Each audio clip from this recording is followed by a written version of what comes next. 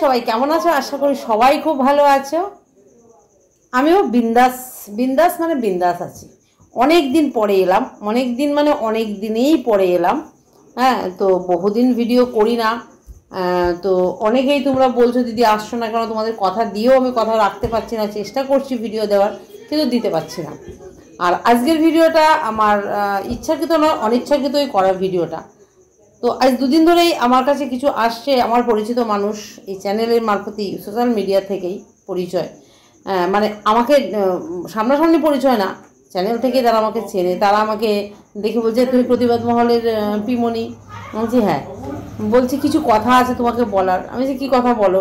বলছে তোমার দাদার মেয়েকে দেখলাম সিকিম গেছে ওই ছাত্রীটার সাথে, মানে নাম নিয়ে বলছে। তো আমি নামটা নিচ্ছি না, কারণ এদের নামে তো আবার খুব মানে কি বলবো বহর।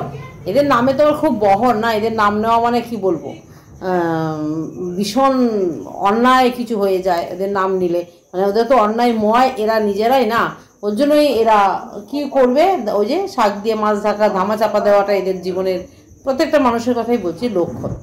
তো ঠিক আছে, দুদিন ধরে বলছে, আমি এতটা গ্রাহ্য করছি না। আজকে একজন এসে বলার পরে আমি বলছি কী হচ্ছে ঘটনাটা দেখি তো। বাড়ি এসে আমি চ্যানেলটা, আর বিশ্বাস করো এদের ভিডিও না কারোর সামনে চালাতেও, চ্যানেলগুলো ওপেন করতেও লোক সমাজে আর ইচ্ছা করে না। এদের পরিস্থিতিটা এমনই। আমার একজন এসলো, উনি পুলিশের বউ, পুলিশে চাকরি করে, কালনাতে ওনার বাড়ি। তো উনি বলছে জানো তো, উনি আমাকে বলছে আমার কালনাতে বাড়ি জানো তো, কিন্তু এখানে আমাদের চুজুড়োতে পোস্টিং। তো আমাকে বলছে জানো তো, আমি না পরে জানতে পেরেছি, মানে আমাদের জামাই বাবা জীবনের কথা বলছি, পরে যখন জানতে পারলাম যে ছেলেটি কালনার, বিশ্বাস করো তখন না কি লজ্জা আমার লাগছিল যে ই মা, কালনাতে এরকম মানুষও বাস করে। ঠিক এইরকম তো এরকমই ব্যাপারটা। এই চ্যানেলগুলো এদের সামনে চালানোটা খুব মানে কি বলবো, ভালো লাগে না আমার, চালাই না। আর আমার নিজেকে তো দেখতেই পাচ্ছি আমি বহুদিন ধরে সোশ্যাল মিডিয়া প্ল্যাটফর্ম থেকে দূরে রয়েছি। যাই হোক, তো আমার সব মিলিয়ে মিশিয়ে যে কথাটা বলার, ছেলে মেয়েগুলো যে যার মতো করে যে যে যদি ভালো থাকে, ভালো থাকুক, তাতে আমার কোনো আপত্তি নেই। আমার আপত্তিই বা থাকবে কেন? আর আমি আপত্তি করারই বা কে, সেটা বলছি না। মানে যেহেতু এদেরকে নিয়ে শুরু থেকে একটা মানে কি বলবো, ভালো চিন্তা বলো, খারাপ চিন্তা বলো, শুভাকাঙ্ক্ষী বলো, আর কি বলবো খারাপ আকাঙ্ক্ষী বলো, যেটাই বলো, করে তো ছিলাম। এবার যে যেভাবে নেবে সেটাকে, ঠিক আছে। কোনোদিনও অনিষ্ট চাইনি মেয়েটির না ছেলেটির, কারোরই চাইনি ভাই। বলেছি যে যার মতো করে যে সে ভালো থাকুক। ইচ্ছা ছিল সংসার করার, হলো না, নাই হতে পারে, এটা এমন কিছু ব্যাপার নয়। কিন্তু ওটাকে জল ঘোলা করে কাদা ছোড়াছুড়ি করে ওরা জিনিসটাকে বাড়ালো, তাই না? আজকের দিনে দাঁড়িয়ে যখন আমাকে সে বললো কথাটা, তো আমি তখন দেখলাম যে কি এত সবাই বলছে। তো আমি দেখাই বলে আমি প্রথমেই গেলাম জামাই বাবা জীবনের চ্যানেলটাকে ওপেন করলাম। চ্যানেলটা ওপেন করতে আমার সামনে একটা ভিডিও আসে। হ্যাঁ, ওটা যতদূর সময় একটা লাইভেরই পার্ট, 18 মিনিটের একটা লাইভের পার্ট দিয়েছে ও। তো সেখানেই ফার্স্টে আমার যেটা খারাপ লাগলো, দেখলাম জামাই বাবা জীবনের কপালটা কাটা, হাতে বলছে ব্যথা করছে। আই থিঙ্ক ও অপোজিটে ওর মা ছিল, বলছে এখানটা এখনও মানে এরকম ভাঁজ করতে পারছি না, ব্যথা করছে। তো এইটা দেখে আমি জানি না কীভাবে ওর কী হয়েছে, কারণ আমি সোশ্যাল প্ল্যাটফর্মে বহুদিন নেই। তোমরা যদি কেউ জেনে থাকো কীভাবে অ্যাক্সিডেন্ট হয়েছিল, কিন্তু কীভাবে কী হয়েছিল আমি কিছু জানি না। হ্যাঁ, তো ওর ওইটুখানি থেকে শুনছিলাম। তো দেখে সত্যি খুব খারাপ লাগলো। তো ভগবানের কাছে প্রার্থনা করি, হ্যাঁ, মায়ের সন্তান মায়ের কাছে সুস্থভাবে থাকুক। সে যে যত খারাপ হোক, যে যত মেন্টালিটি হোক, তার মায়ের সন্তান মায়ের কাছে অনেক প্রিয়, অনেক দামি, ঠিক আছে। তো সে তার মায়ের কোলে ফিরে থাকুক ভালোভাবে, সুস্থভাবে, সব ঠিকঠাক থাকুক, এটাই ভগবানের কাছে প্রার্থনা করি। আর কীভাবে অ্যাক্সিডেন্টটা হয়েছে, কীভাবে কী হয়েছে, তোমরা যদি কেউ জেনে থাকো আমাকে অবশ্যই জানাবে। তা আমার কথা হলো, আজকে জামাই বাবা জীবন ওটা দেখে আমি জানি না, এদের কাউকে আর বিশ্বাস করতে ইচ্ছাও করে না। জানি না ও অভিনয় করে বলছে না সত্যি বলছে কথাটা। যদি সত্যি বলে থাকে খুব ভালো, আর যদি নাটক করে থাকে আবার গেল, কিছু করার নেই, আবার গেল।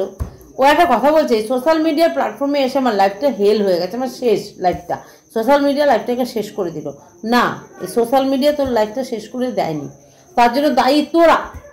সোশ্যাল মিডিয়াকে তোরা তুলে দিয়েছিস কথা, মানুষ কেন ছাড়বে? তোরা সোশ্যাল মিডিয়াকে কাদা রেডি করে দিলে সেই কাদা ছুড়বেই মানুষ। তুমি তো রেডি করে দিয়েছো কাদা, সোশ্যাল মিডিয়ার মানুষ কাদা রেডি করে তোমাকে ছড়েনি, তুমি কাদা রেডি করে দিয়েছো, সেই কাদাটা মানুষ তোমাকে ছুঁড়েছে, ছুঁড়বেই, এটা তোমাদের প্রাপ্য ছিল, পাওনা ছিল, পেয়েছো। তো আজকে জামাই বাবা জীবনে কিছু কথা সত্যি আমার ভালো লাগলো। হ্যাঁ, ওই কি বলবো, পালগিন্নির মানে মিসেস, বড় গিন্নি, পালগিন্নির মেয়ে, আচ্ছা পালগিন্নি মানে তো পালগিন্নি, সে তো পালগিন্নির মেয়ে। হ্যাঁ, তো পালবাড়ির মেয়ে আর পালগিন্নি বুঝে নিও, নাম আমি কারণ নিতে চাই না, যে বললাম প্রথমেই। তো পালগিন্নি তো আগাগোড়াই জানি না কিসের পেছনে উনি ছোটে, কিসের ঘোরে উনি থাকে, কিসের কি করে আমি বুঝতেই পারি না। তো জামাই বাবা জীবন কিছু কথা যে বললো, কথাগুলো শুনে আমার একমত আমি। ঠিক আছে, ভুল করেছে, সোশ্যাল মিডিয়াতে সব কিছু জানাতে চায় না, নিজস্ব লাইফ।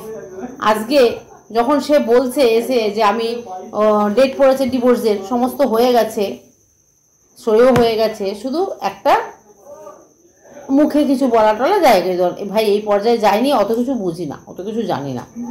হ্যাঁ, তো ওই পার্টে যায়নি, তো সইটা হয়ে গেছে, সব মিটে গেছে। কিন্তু ওরা কন্টিনিউ ক্যামেরা অন করেছিল, পালগিনি ক্যামেরা অন করেছিল, ইভেন ওদের ভিডিওতে ক্যাপচার করেছে জামাই বাবা জীবনের নাকি দেখা গেছে, আমি দেখিনি, আমি যাইও নি, আমি দেখিনি, আমি জামাই বাবা জীবনের একটা ভিডিও দেখেছি।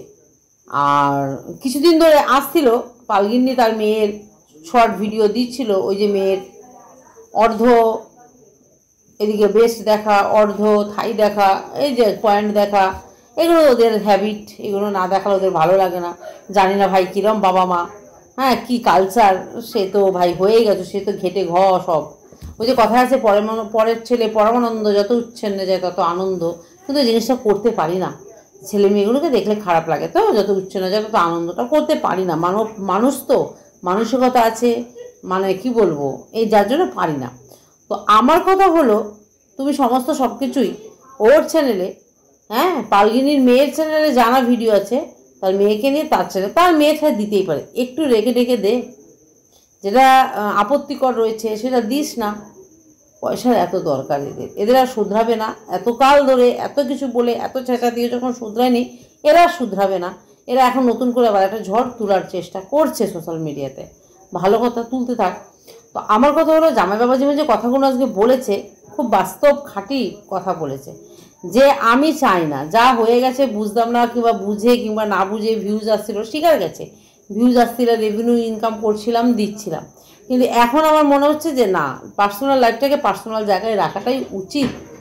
হ্যাঁ, তার জন্য আমি বাড়ি থেকে যাওয়ার সময় অন করলাম না, ওখানে গিয়েও অন করলাম না, আমি ডেট দিয়েছে সেটাও বললাম না, আমি সই করেছি সেটাও বললাম না, আমাদের ডিভোর্স হয়ে গেছে সেটাও বললাম না, কিন্তু তারা সমস্তটা সোশ্যাল করছে। তাকে কেউ বলেছে তুই আজকে কেন বললি? জামাই বাবা যেমন তোকে বলছিস না মানে বলবি না, ওরা যা খুশি করছে করতে দে, তুই তোর জায়গাটায় ভালো থাক।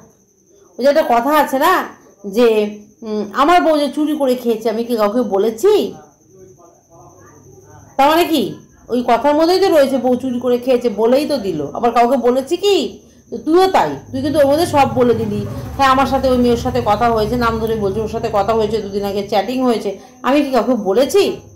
ভাই তুই বললি বলেই তো আমরা জানতে পারলাম, তাহলে এখন কেন এসে বললি? নাই বলতে পারতিস। তো ওই দিকটাই খেয়াল রাখ।